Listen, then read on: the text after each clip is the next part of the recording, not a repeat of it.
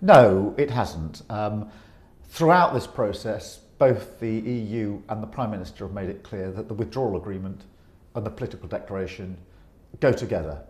You can't bank one without the other, is what the Prime Minister said in January.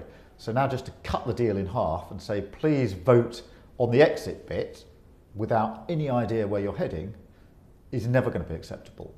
I've said on a number of occasions that whilst there are bits of the withdrawal agreement we don't much like, we do accept the principle of the withdrawal agreement, including the backstop. But you've got to have, I've also said equally as many times, that the two have to go together. You need to know when you're leaving, what's the future relationship, what does it look like? Because you can't just go on what's being called a blind Brexit, where you just vote to leave, but you've no idea where you're going.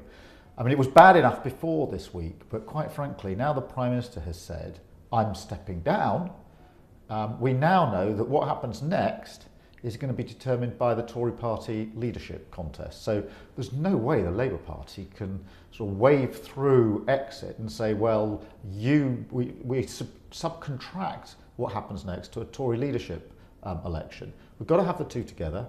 We've got to know when we sign off exit what the future relationship looks like. Now that's been the consistent position of the Prime Minister up until now. So now she's turning her own arguments on her head. I think that just shows how desperate and hopeless the situation is. Well, what we've been trying to do with these indicative votes is to answer the question, well, is there a majority then in Parliament for something else? We've been very critical of the Prime Minister, who's just sort of put her deal up, then put it up again and again. So we've got together with other MPs from different parties to say, can we find a way through?